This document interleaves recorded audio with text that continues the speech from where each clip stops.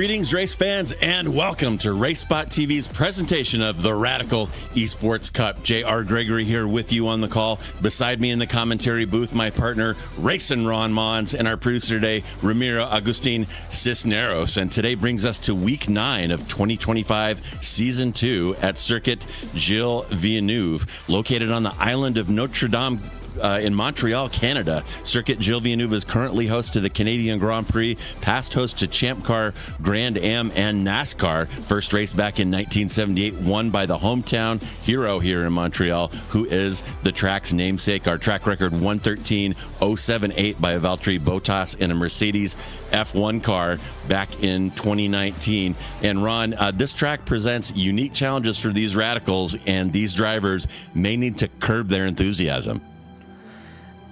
Yeah, with that very nice mention out of the way, this is a track that can really put these drivers right on their butt. It's been quite some time since we've seen the Radical Esports Cup, the Radical SR10 official series here on the iRacing platform run around here. In fact, the last time that the official series ran at this track, it wasn't even called the Radical Esports Cup. Been quite some time, but it's another fantastic part of the season schedule here for Season 2 of 2025. Really looking forward to the final few races that we have. And speaking of, the schedule that we have for the next few weeks to round off Season 2 of 2025 is an absolute gem.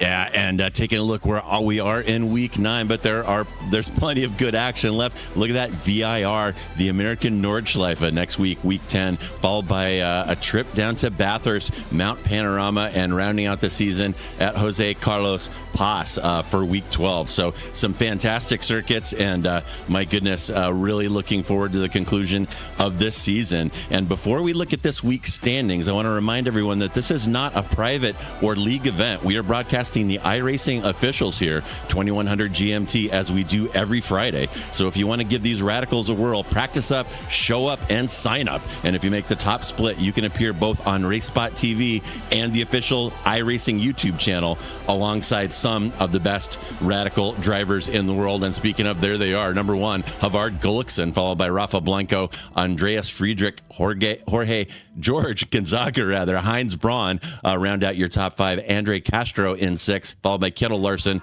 Solly Wrighton, and Christopher Yanakis and Denis Kyriakopoulos. And looking down that list and looking at our grid, we absolutely do have some of the best radical drivers in the world here. And we'll take a look at a little bit of qualifying action now. Qualifying winding down, about 4 minutes remaining. The beautiful overhead view of the facility there in Montreal. And Ron, this track does present some challenges, and the number one thing that leaps out is risk taking. We got some walls close to the track, we got some tall curbs, and you have to have close encounters with both of those to get a good time around here. Yeah, to put in a good lap time here at Montreal, you have to be ever so slightly uncomfortable, whether it be some close quarters moments coming out of the final chicane, heading through into the Wall of Champions, preferably missing the Wall of Champions in an ideal world, but whether it be heading through the final turn, whether it be heading through the hairpin, or some of the braking zones around this track, especially heading through turn number 1, it's a track where you have to run on the ragged edge of control all throughout it. If you want to get the maximum amount of pace, you need to be ever so slightly uncomfortable running around here, and these cars are ones that can keep these drivers on their toes. You look through and see the drivers that we have in this session, drivers who have been around the block before in these SR10s, but even they can probably attest that leaving this race, they're probably going to be happy to see the backside of this racetrack. It's one that even will make the most talented and most venerated race car drivers the most uncomfortable.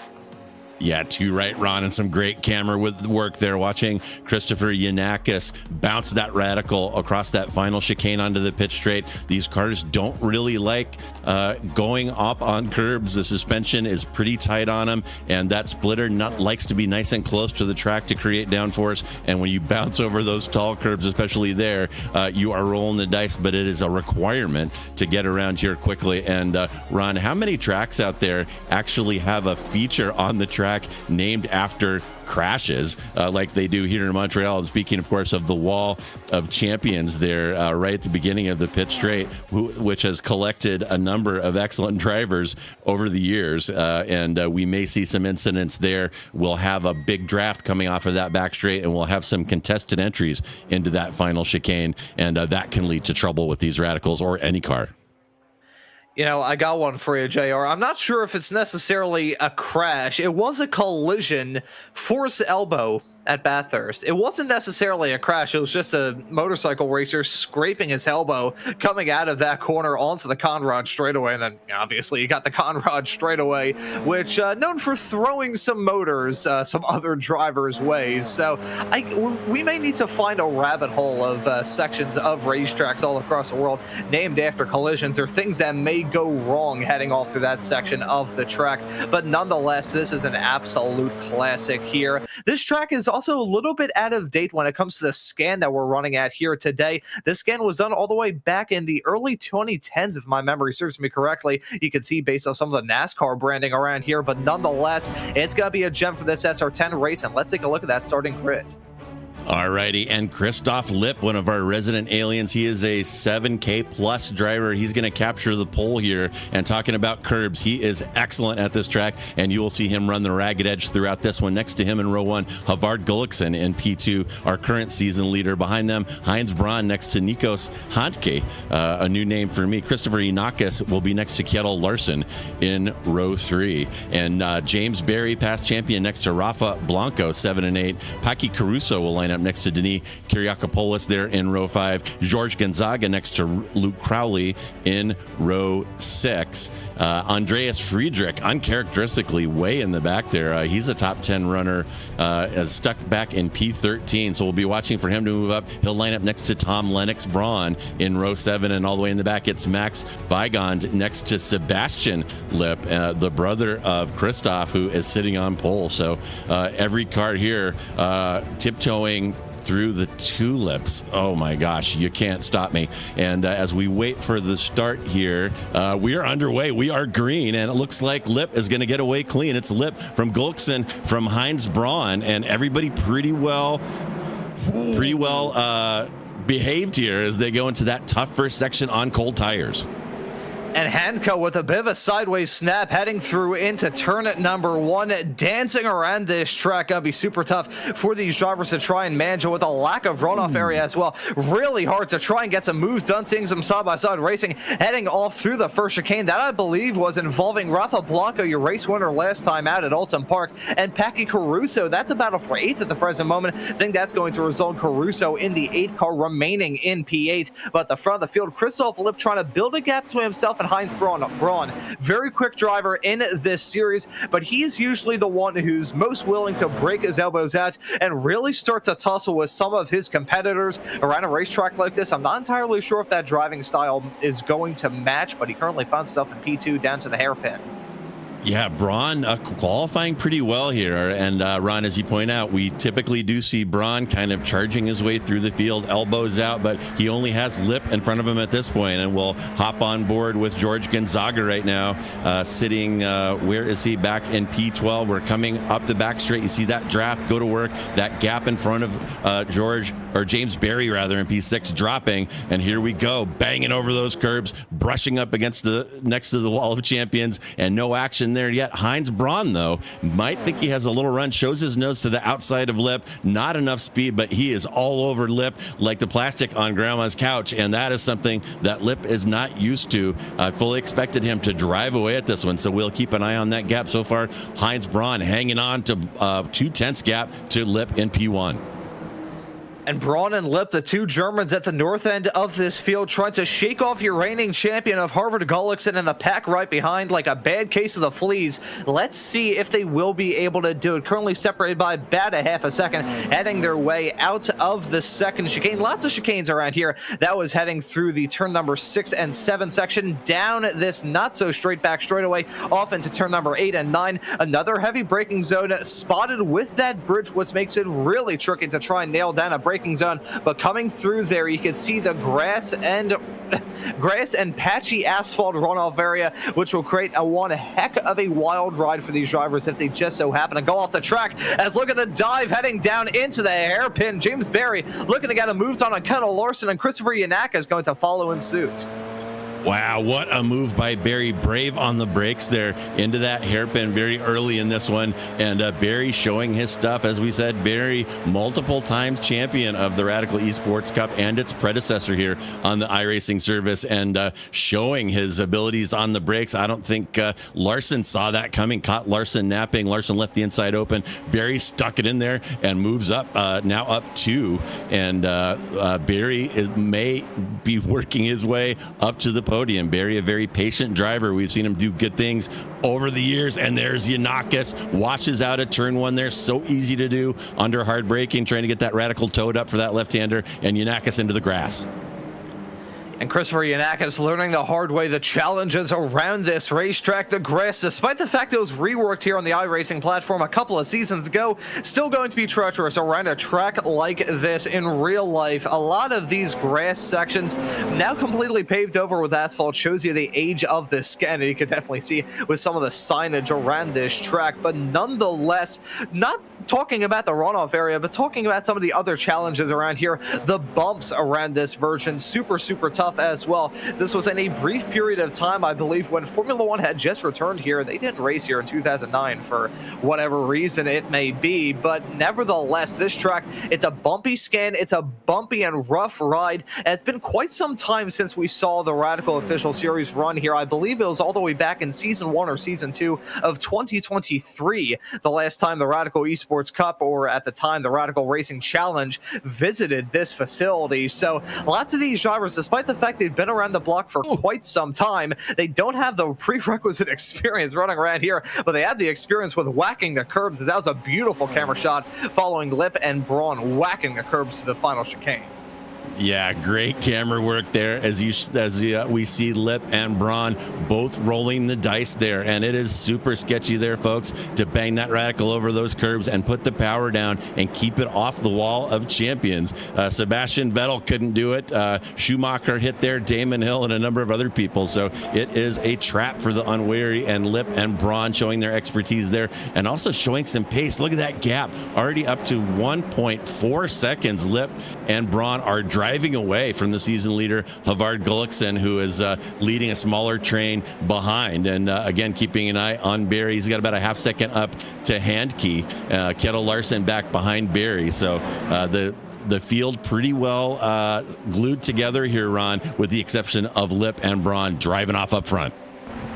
And one thing to raise, talking about Christoph Lip and Heinz Braun at the north end of the field, last time by, they set exactly the same lap time. They both set a 1:30.483 compared to Harvard Gullikson a little bit farther in the back, who's about 2 seconds, not 2 seconds, 0.2 of a second slower last time by. That shows you how competitive those drivers at the front of the field are. They're going tit for tat when it comes to speed, and you can see them chasing the draft, heading down that back straightaway as a move maybe for P7, Packy Caruso, and Kendall Larson battling hard off into the chicane. Caruso gonna jump his way up into P6. Larson dropping down to 7th at the front of the field, though. You can see Lip. Oh, that was a big one coming out of the final corner. Yeah, I'm not sure what happened back there. That might have been Max Weigand taking a looper there out of that final chicane. He may have had some help from Friedrich as well. Both of those drivers drop down, and look at that battle on our bottom box, riding along with Kendall Larson. Larson looking up at Packy Caruso, these two frequent flyers with us here on the Radical Esports Cup. And man, oh man, what a show is happening right now, Ron. And every time we come here, these drivers show their willingness to hang it all on the line to put on a good performance here for our 2100 GMT broadcast, and they're doing it again today.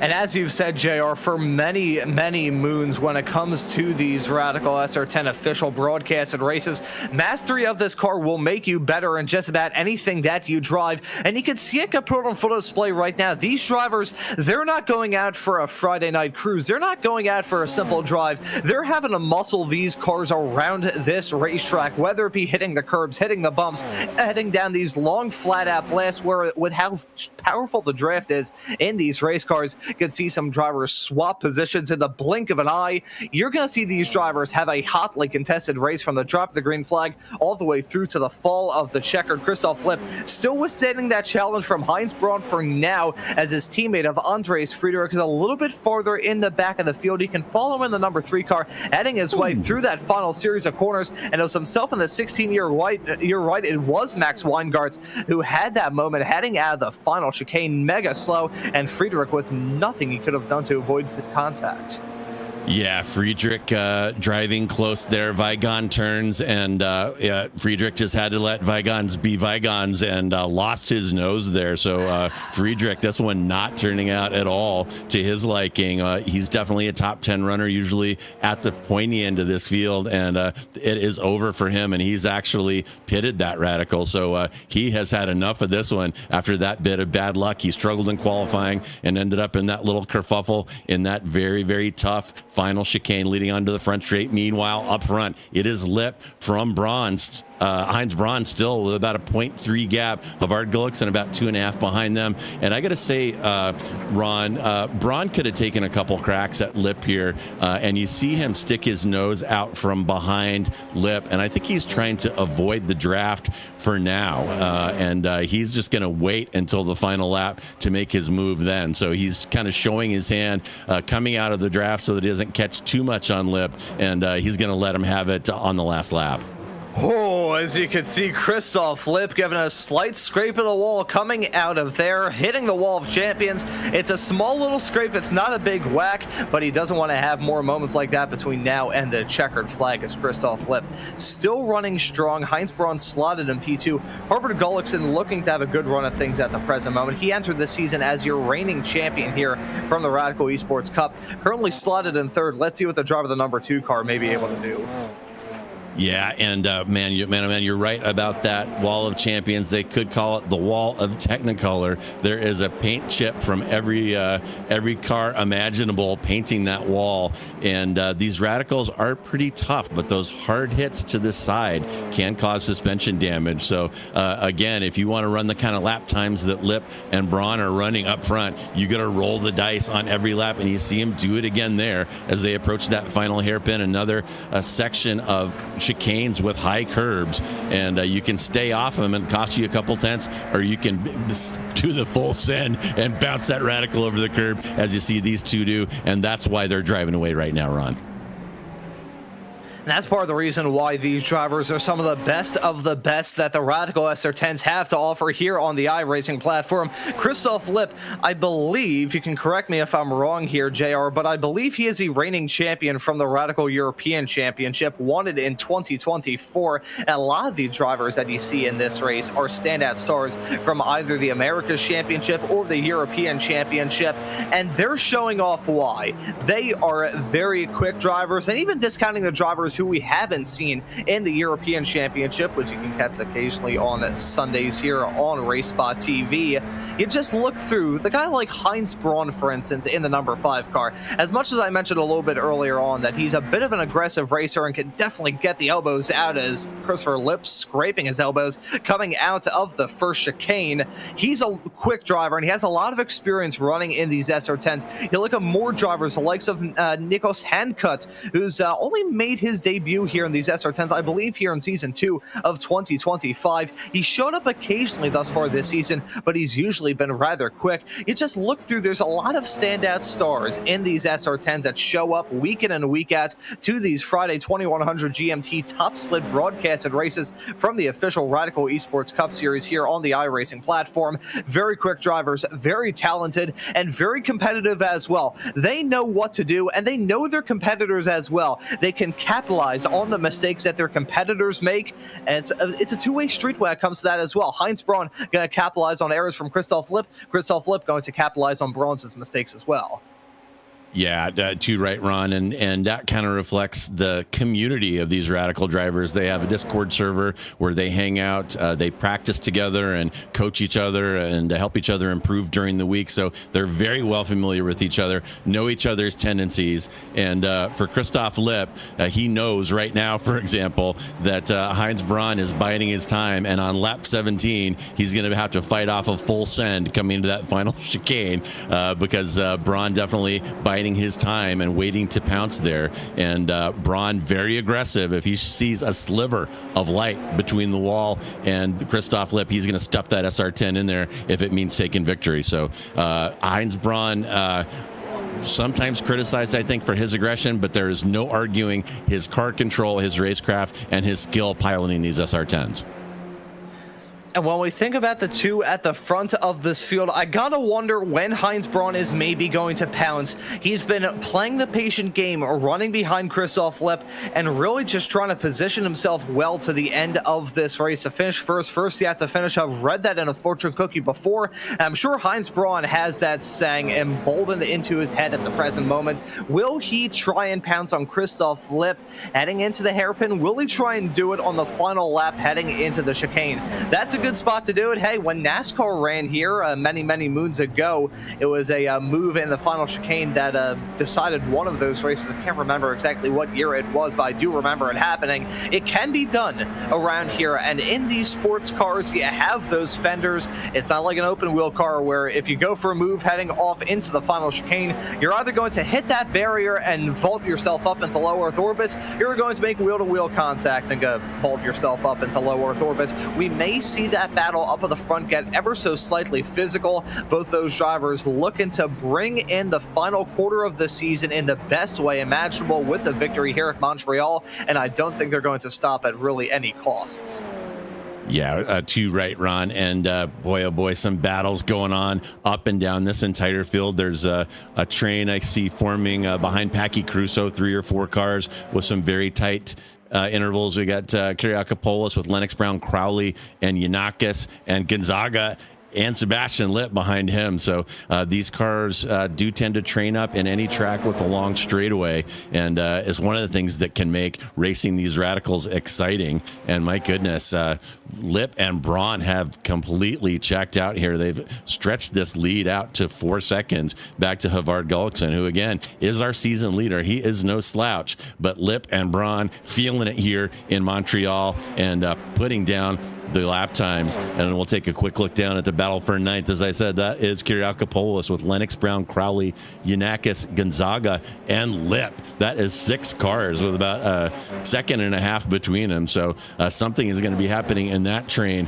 before this one is over. And we'll see if Denis can withstand the pressure that he's getting right now from Tom Lennox Brown. You see somebody taking a peek around the outside there. That's got to be Yanakis there in the purple car. That one's familiar to us here. And some more great camera work. There we are, right up on that Technicolor wall of champions with all the different colors from cars who have had bad encounters with it. And here is Kyriakopoulos under pressure again. Oh, a little over rotation there, and that was Tom Lennox Brown trying to trail brake there into that turn 1, trail braking a little bit too aggressively, over rotating. He managed to save it, but lost a position for his trouble. Yeah, and Tom Brown having a Code Brown moment heading down into turn number 1. That's one thing that you see a lot in these SR10s. When you overshoot it into one of these turns, you're not going to just lock it up and go into the gravel or the grass or whatever sort of runoff area, maybe on the outside of the turn that you just cooked yourself into.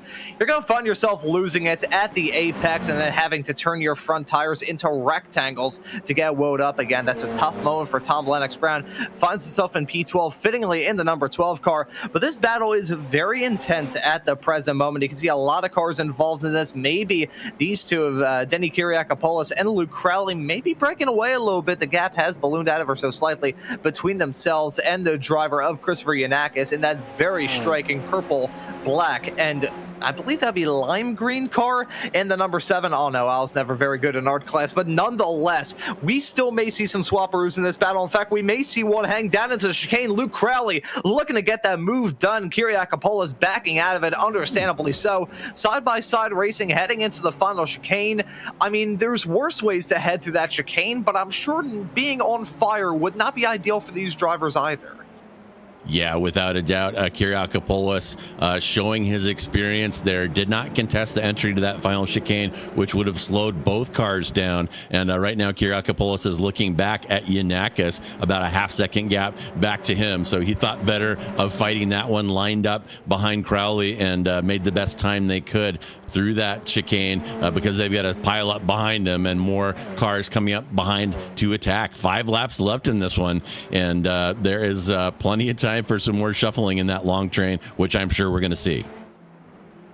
Yeah, still plenty of time for some movers and shakers to make their way up through the field. At the front of the field as well, it should be known Christoph Lipp has built up that gap now, 1.8 seconds between himself and Heinz Braun with 5 laps left to go in this race. So a little bit surprising there. I want to see what may have gone on involving Heinz Braun. I'm going to look back myself and let you know that last time by, I'm looking through. I think it's just been a gradual loss of pace for Heinz Braun, unless there's been something that's going on in this current lap, and my current statistics have not told me anything of the sort. He crosses the line now, and that lap time from Heinz Braun was a 132.208. So something definitely went wrong for Heinz Braun. Try saying that 5 times fast on the last lap. And let's have a look at it. As he was chasing Christoph Lipp, this moment maybe through the first chicane.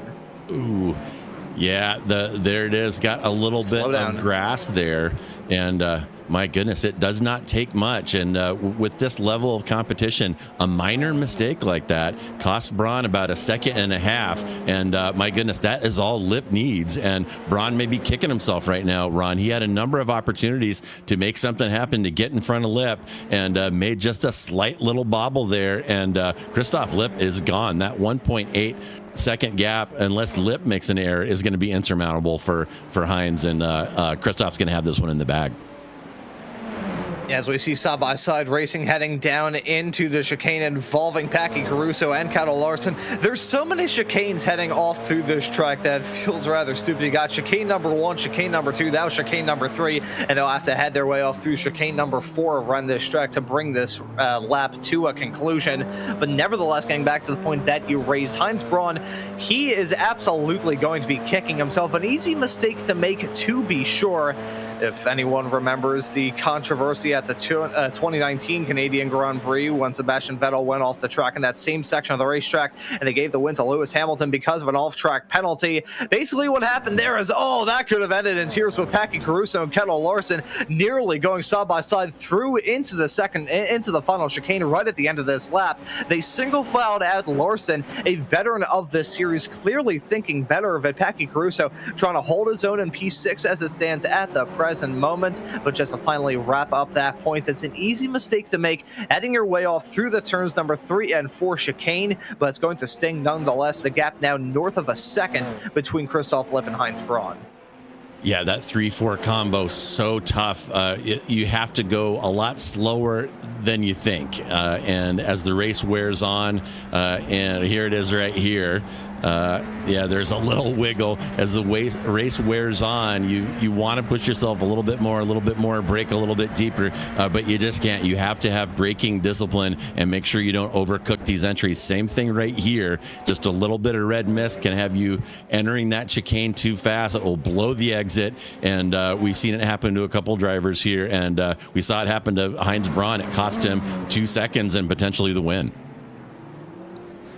Yeah, and if it is the win for Christoph Lipp in the number 1 car, he is going to be feeling very happy about that. Ever since Christoph Lipp joined the Radical Esports Cup World about a year and a couple of months ago at this point, I believe he joined rather early on into season number 1 of 2024. He's been quick in these SR10s, and thus far this season, he has been rather quick. Won round number 2 of these 2100 GMT broadcasted races on RaceSpotTV and the iRacing YouTube channel. won it at Road America, but has not returned to victory lane since.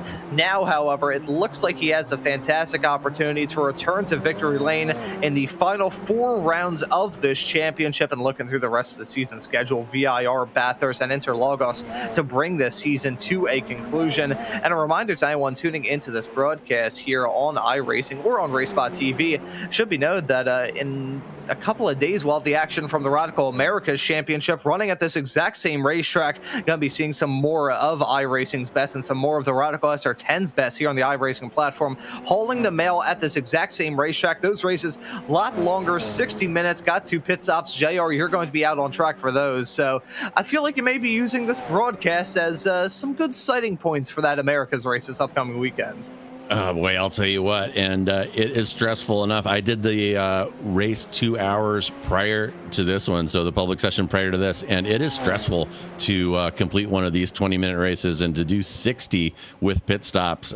Yeah, it's going to be stressful, but that's what makes racing fun, right?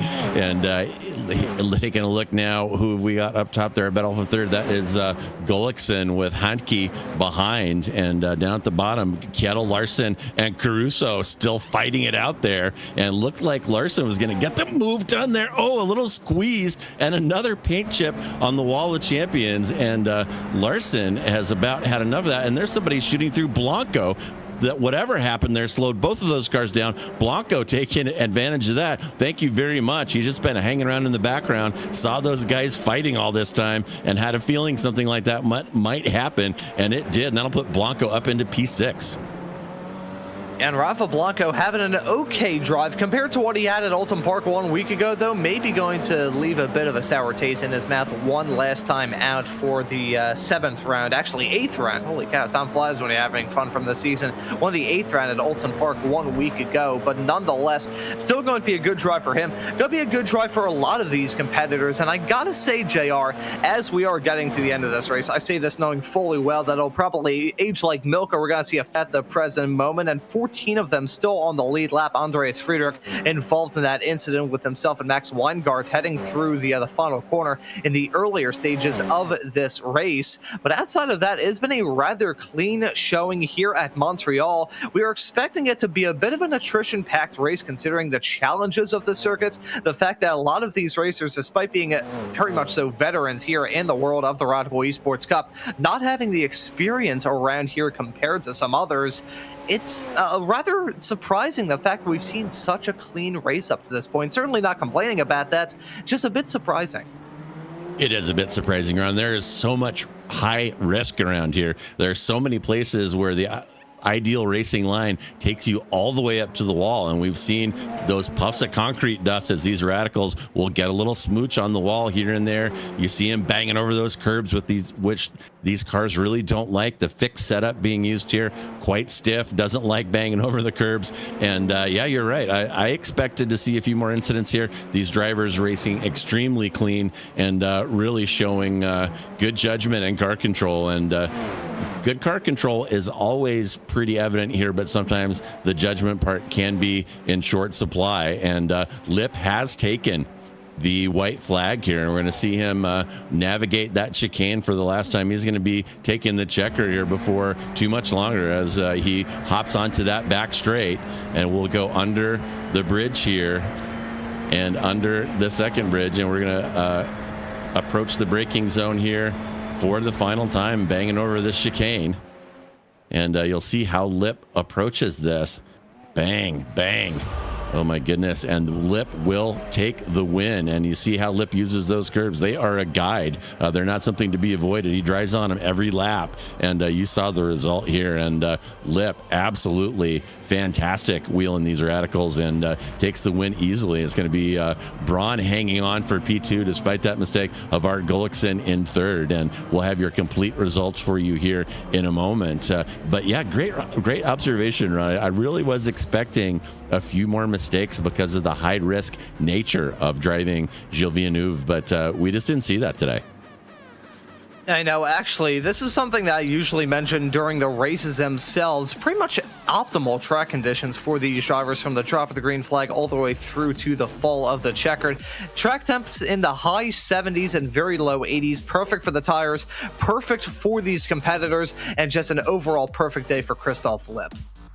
Yeah, and what a fantastic race for Lipp. And you see him there. He has won this one by 3 seconds. So there are your final results. It is Christoph Lipp from Heinz Braun, Havard Gullikson, Nikos Handke, and James Barry will make up the top 5. Then it's going to be Pecci Caruso, Rafa Blanco, Kjetil Larson, Sebastian Lipp, and Luke Crowley will round out the top 10. Crowley making a nice push there through traffic. Then Denis Kyriakopoulos, Christopher Yanakis, Tom Lennox Brown with some struggles. George Gonzaga, the last car on the lead lap there in P14. Then Friedrich and Weigon there. Weigon Bindit finished that one in the pits. Friedrich took repairs and went back out and kept driving. But there be your results from this one at Circuit Gilles Villeneuve in Montreal. And my goodness, what a fantastic race. And this season not over. This is only week 9. We talked about the upcoming schedule with you. And next week, we are headed to Virginia International Raceway, often called the American Nordschleife. And that is going to be an absolute barn burner. And you are going to want to tune in for that. But let's just take a quick peek, Ron, outside and see if there's anybody lingering in the green room to speak to us. And yeah, it looks like we do have a few folks, and we will start with my dragger isn't working. Interesting. Maybe you can grab Christoph, Ron. It's not working for me. Alrighty, sounds good. I will grab Christoph Lipp, drag him in by the collar, and I will make sure that he is all yours, JR. Here's Christoph Lipp, our winner. Christoph Lipp, man, what a race today.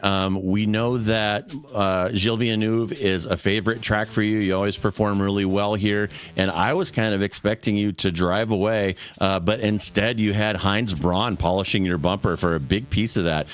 He finally ended up making an error, but do you think he might have made a mistake by not trying to pass and kind of laying in the weeds for about half of that race and not trying to make a move on you?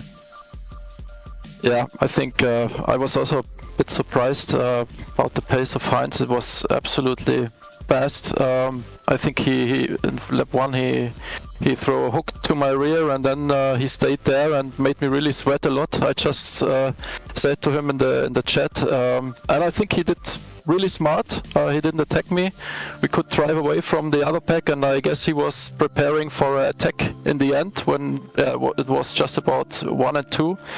And then, yeah, I assume he made a mistake, and oh man, I was it was a big relief for me. Then I could relax a little bit more there. So, yeah, congrats to Heinz for the strong race, and yeah, happy to be on P1. Yeah, and you don't usually have somebody polishing your bumper like that. And when you watch the replay, Braun just went a little bit wide in that 3-4 chicane, got in the grass, and that's all it took for you to break the draft, and you ended up winning by almost 3 seconds. So another great drive for you, Christoph, and thanks for coming in to speak with us. As we wrap up today, is there anyone you would like to thank or give a shout out to? Yeah, of course, greets to the whole Inert Racing team, to my brother, and again, also congrats to Heinz and also to Howard for the good result and the great race. All right. Well, thank you very much. And that was Christoph Lipp, your winner, showing his stuff here in these radicals. And we'll move on now to our P2 driver, Heinz Braun, coming in P2. Heinz, that was a pretty interesting race. I had an expectation that Lipp was going to get away early, and you prevented that. You hung with him for more than half of that race, and it looked like you were biding your time, waiting to the end to make a move, and then a small mistake allowed him to get away. So looking back, do you wish you would have tried to get in front of him when you had the opportunity?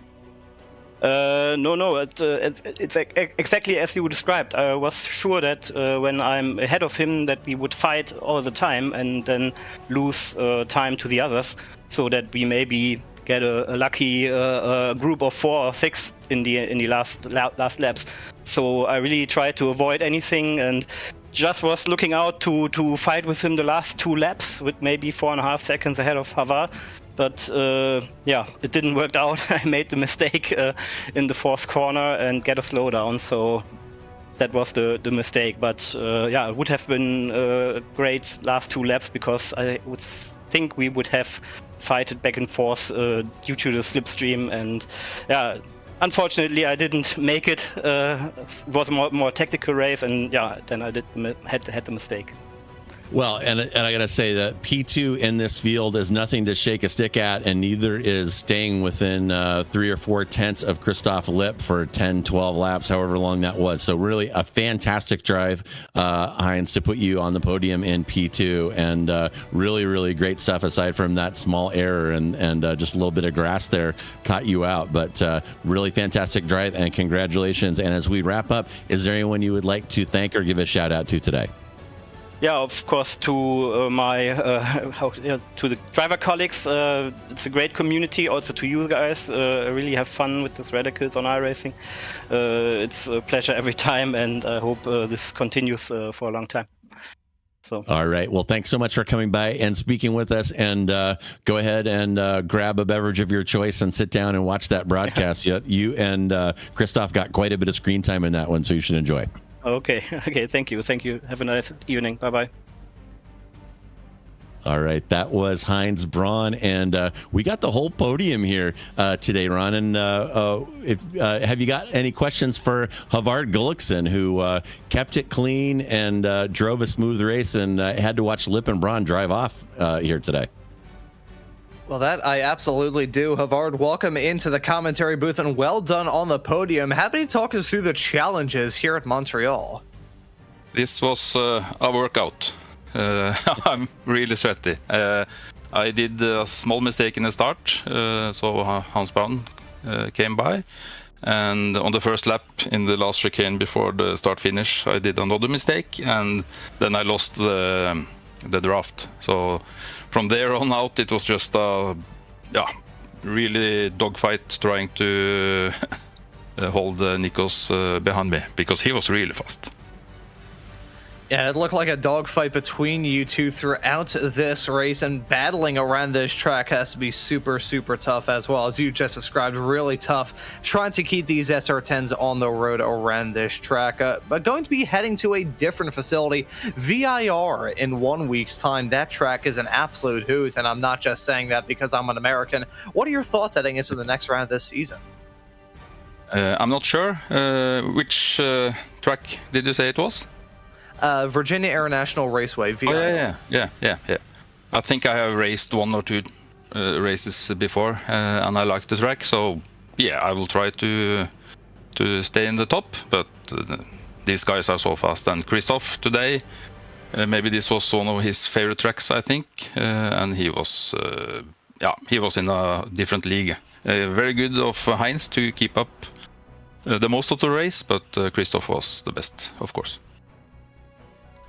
And looking forward to seeing all you drivers hit the track in 1 week's time for that race at VIR. Havard, thank you for joining us here in the commentary booth, and well done on the podium here today. Thank you. Bye-bye. All right. Well, that is going to wrap up our podium interviews for today. And as we said, be sure and hit that subscribe icon and hit the notification icon as well, so you don't miss any of the action here on RaceSpotTV. Coming up next Friday, 2100 GMT, these Radical Warriors are back at it, as we said, at VIR, Virginia International Raceway, a track that is very well suited to these Radicals. It is hilly, it is smooth.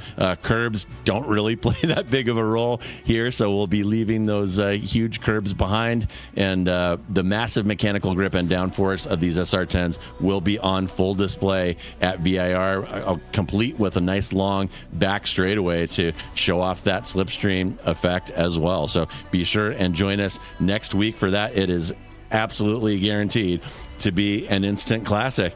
And folks, that is going to wrap up today's broadcast, week 9 of 2025 season 2 of the Radical Esports Cup. And thank you so much. I am JR Gregory on behalf of myself, my partner Racing Ron Mons, and our producer Ramiro Cisneros, and everyone here at RaceSpotTV. Have a great Friday and an even better weekend.